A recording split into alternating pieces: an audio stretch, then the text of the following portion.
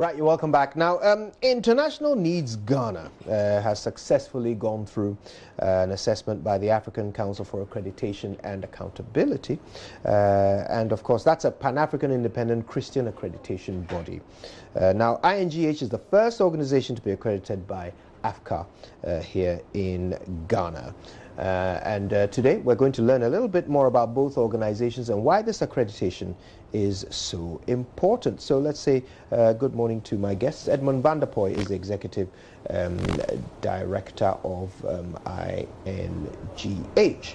He's here with Emily Chengo. Emily is from AfCAA, which is African Council for Accreditation and Accountability. How nice to see you both. Thank you very much for your time. Thank you. Thank you for having us. All right. So, well, let's get started. First of all, why are we now perhaps hearing about INGH? What have you been doing for the past 3 decades here in Ghana?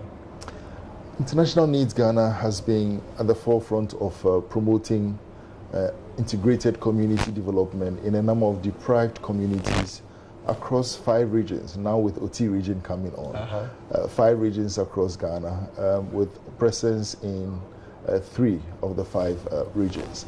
We've mainly been focused on promoting child rights, education, health, gender and empowerment, and of course, being a Christian organization, we are passionate about the gospel of Jesus Christ and preaching the gospel and planting churches. Okay.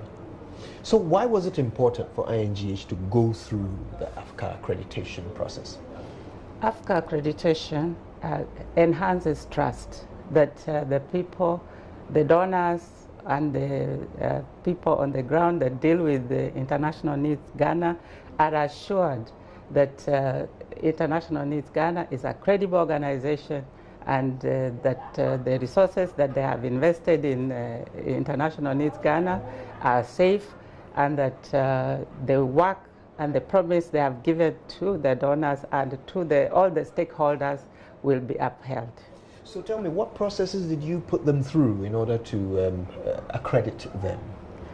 AfCAA has developed 7 standards, and those are biblical standards that are relevant for all Christian organizations and churches.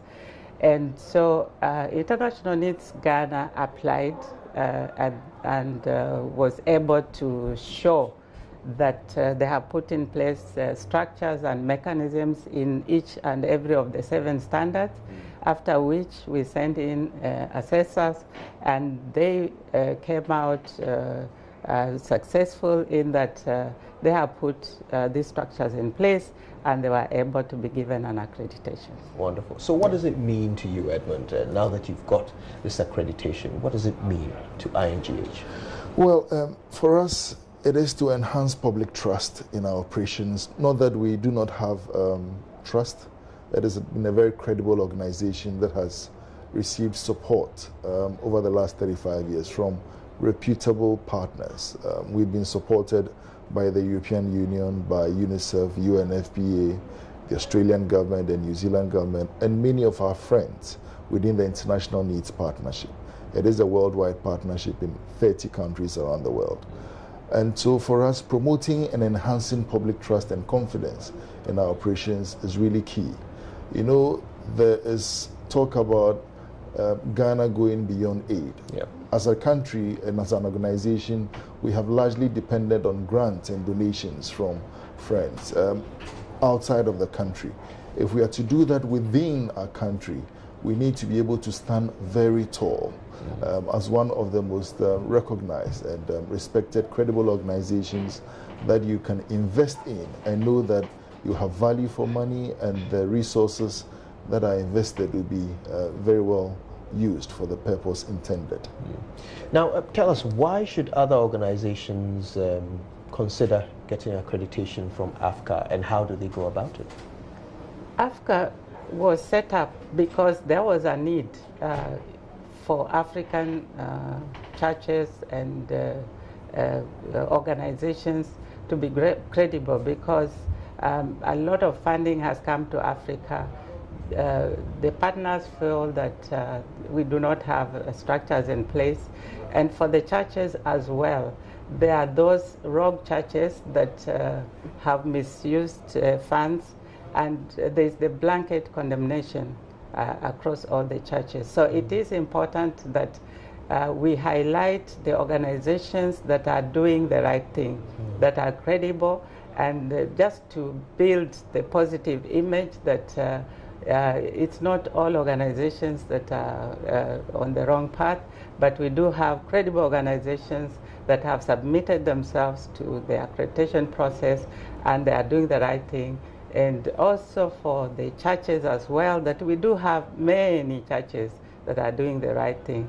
I know that media, you like to pick those that maybe are doing one or two things that are not right, but I think those that will come out and say, we have submitted to the 7 standards, we are credible, we are transparent, we highlight that, and we have formed international networks so that it's just not in Africa, but all over the world, these organizations can be picked and people can know that, yes, we do have credible churches, credible organizations like International Needs Ghana.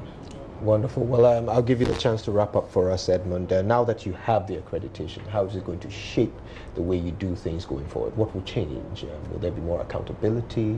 Anything structural that might be altered because you now have AfCAA accreditation? Well, Kuju, for us, over the last 35 years, we've held ourselves to very high standards of integrity and accountability. That will continue because we have subscribed to the 7 standards of AfCAA and would continue to do our work and carry out our operations with the utmost integrity that should be of a Christian organization. And going forward, we believe that others will be so challenged and encouraged to come alongside us. The standards, if you look at them, don't only apply to Christian organizations, but I think they cut across every organization and company that would like to carry out work and show that it's really ethical and has integrity in its operation. So going forward, we are really excited and happy. Well, congratulations to you. Thank you very much for making the time to be with us this morning. Edmund and Emily from INGH and AfCAA. We appreciate you. Thank you. Right. Now, in 50 days, the AFCON 2019 will start, and the tournament, of course, will kick off on June 21st and continue until the 19th of July. Joy Sports has extensive coverage for you. So today, all of that is about to be unveiled right here. Watch out for the sports team and Mamabi as they walk you through it all after these.